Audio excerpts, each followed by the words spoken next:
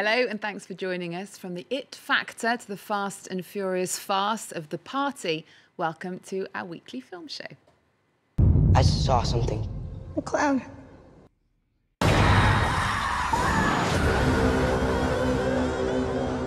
Arguing that you don't care about privacy because you have nothing to hide is no different than saying that you don't care about freedom of speech because you have nothing to say. Our relationship is starting to look remarkably healthy.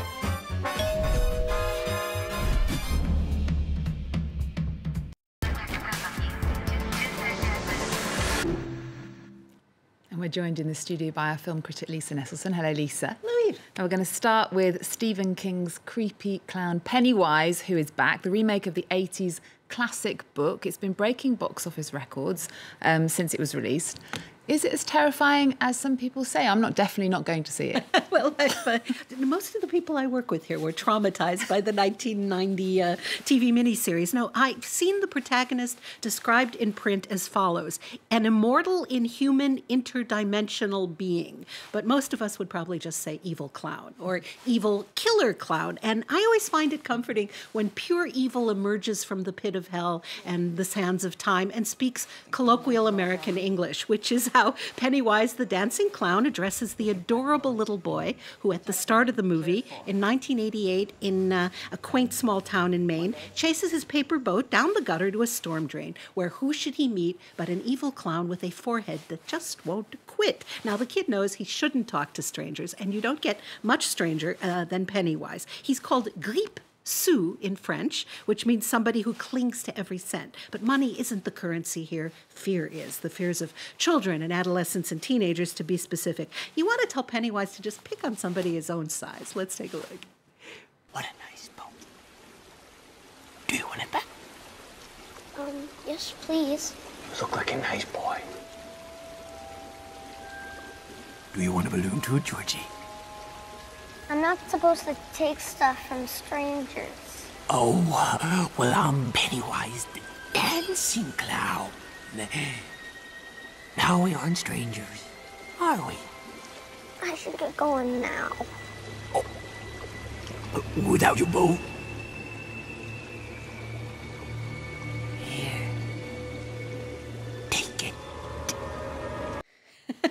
You're wincing in fear. I have to admit, I had never heard of Pennywise before I sat down in the theater to watch this movie. I read that it was the top-selling novel of 1986, which suggests that I'm the only person who didn't buy it. And speaking of not buying it, I didn't really buy it. It's kind of like the La La Land of horror movies. It's fine. It gets the job done, but there's absolutely no reason to go gaga over it. I saw it with roughly 600 people who were primed for a sneak preview, and I think we only shared one sort of "boo" moment. And other than that, seeing the genuinely scary Get Out in a full house was much more satisfying. But as movies go, evil clowns that feed on the fears of children, this one is competent. And I know that competent is one of those words that publicists just can't wait to put on their posters.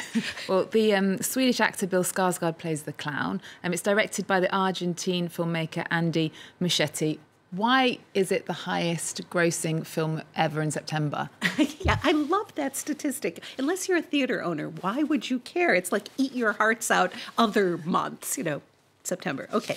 I imagine the film is benefiting from the fact that it's based on a Stephen King novel, a very thick one, and I didn't find this one particularly scary. The really scary movies based on King's work for me would be The Shining, The Dead Zone, Misery, and Carrie, all of them, incidentally, directed by masters, Kubrick, Cronenberg, Reiner, Brian De Palma. The director here is Argentinian. Like I said, he definitely knows what he's doing, but I can't imagine ever wanting to watch this again, whereas those films, yes, thank you. Among the best not-so-scary movies adapted from King's work, I definitely mention The Green Mile, The Shawshank Redemption, and Stand By Me. He's really, inspired a lot of movies. Now, if you're a regular viewer, you know that I often bring props, and I was upset that I didn't have one clown-themed, and then you're not going to believe this, but last night in the cul-de-sac behind my building, I found this on the pavement, and it is a presumably evil headless cloud that plays a waltz. And it's going to be here for the rest of the show. Is this what you're telling me? Okay, well, now to a film that we both love. I thought that the Russian movie Loveless should have won the top prize at the Cannes Film Festival this year. It won the jury prize, which is the third place. It's out in France this week. What makes Loveless a masterpiece? Well, this is a real horror movie about modern life and a child with good reason to be afraid. And I don't often bandy about the term shattering, but this really is a shattering contemporary drama, emphasis on drama. It is set in present-day St. Petersburg. A bickering couple in the midst of a divorce are so caught up in their venom towards each other and their hollow jockeying, for wealth and position that they treat their 12-year-old son like an accessory you have, shoved in the back of the closet that you look at occasionally. So when the boy vanishes one day, these estranged parents have to decide whether to work together in order to try and find out what happened to him, or it would seem just sort of process this development, the disappearance of their only son, is just like another annoying detail that they could really live without right now. It is chilling to the bone, and I'm told it's a frighteningly accurate portrait of Russia today among the money-grubbing classes. I think Marx and Lenin would be disappointed. Let's take a look. В школу только что звонили. Его там не было ни вчера, ни сегодня. Что значит не было? А кто звонил? Классная. Классная. И что сказала? Что его там не было ни вчера, ни сегодня. Ты что, глухой? Дома он был? Я не знаю. Я вчера ночью вернулась, думала, он спит. Сегодня поздно проснулась, думала, он уже ушел, как обычно. Телефон у него не отвечает, он тебе не звонил? Нет. Господи. Ты не истери, ты найдется, куда он денется. Now, Loveless is out in France this week.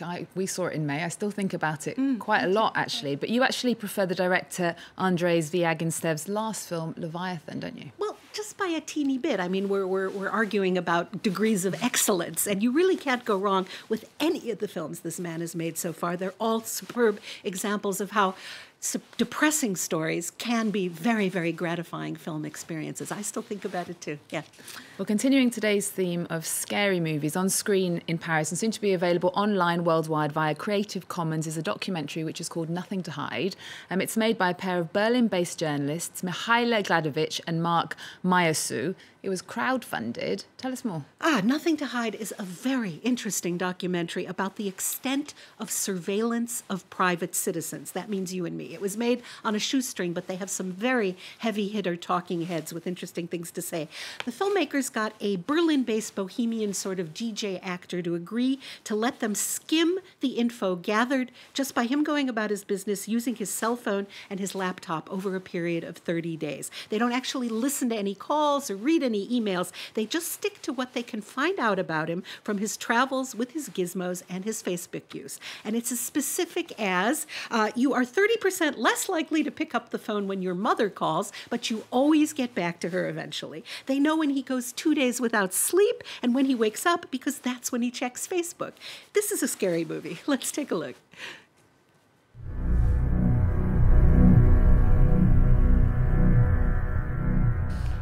Well, I mean, I was confronted by the stark reality that after 9/11, the NSA, in the deepest of secrecy, with the approval of the White House, engaged in a mass surveillance program. You realize that your own government has set aside the Constitution. It's set aside rule of law. It's operating under emergency conditions. And so the United States, in secret, was turned into a surveillance state on a vast scale. And the film is actually a response to the I have nothing to hide attitude that many people have. It's an argument that people say, and when we talk about mass surveillance carried out by internet giants and growing numbers of countries around the world, isn't it? It is indeed. The title comes from that quote from Edward Snowden, and a lot of people say this when they make this trade-off. But I don't personally want anyone poking around in my data, even though I'm on TV. I'm a private person. I like my privacy. If I go to a movie theater and pay cash, nobody knows what movie I went to see. But if I use a credit card, well, then they can figure that out. If I put a letter in an envelope and mail it with a stamp, nobody knows what I wrote unless they steam it open. Whereas if I send an email or a text message, somebody who wants to know can get to that. And if I send a joke that starts with 3 terrorists walk into a bar, there's a key word in there that, depending on what country I live in, might mean the police are going to knock on the door and haul me away. In the strictly analog days, you would have had to have, a barrage of private detectives, trailing me around the o'clock, steaming open envelopes, like I said, and, tapping my landline. It's interesting that the film was made mostly in Germany. One of the directors is French, one is German, because the Germans have a long history of a surveillance state. The U.S. and Germany today are not police states, but the interviewees say the mechanisms are in place, the machinery is there to tip over from one minute to the next. And because I pride myself on sharing new words when I learn them, here's one for you. It's called teledildonics. And what that means is now that we have the Internet of Things, people can actually hack into items, including a vibrator, if you happen to own one, and gather metadata about what temperature it is and how fast it's vibrating. And you may think that that's hilarious, and in some way it is, but your browsing history and your sex toy activity, if you happen to own any, should be yours and yours alone. We are trading freedom for alleged security, and it's a scary trend. This stock will really get you thinking. We're nearing the end of the show. We've already covered headless clowns and vibrators. We're going to end with the British director Sally Potter's new film, which is called The Party. Now, she said the star-studded political comedy is a political statement about a broken England. Any paranoia or horror in this? Paranoia galore, but most of it actually justified. Potter wrote and directed this delectably nasty talk fest with an excellent cast in record time. And so Kristen Scott Thomas and Timothy Spall have some of their closest friends over to celebrate the fact that she's just been made a government minister. And as the get-together rolls along, it really illustrates that old saying that the way you can tell who your friends are is that they stab you in the front. Okay, lovely. Lisa Nesselson, thank you very much for joining us. Now we're going to leave you with that, The Party. Remember our website. We're also on Twitter, Facebook and Instagram. There's more news coming up on France 24 after this. Babies, excuse me, Jenny, Martha, but babies get born every day in extremely large numbers to the point of endangering the planet and all our futures. It's not every day, however, that one of us becomes a minister in your entirely rotten and useless opposition party. F you, April. Though, of course, you're right. What? Oh.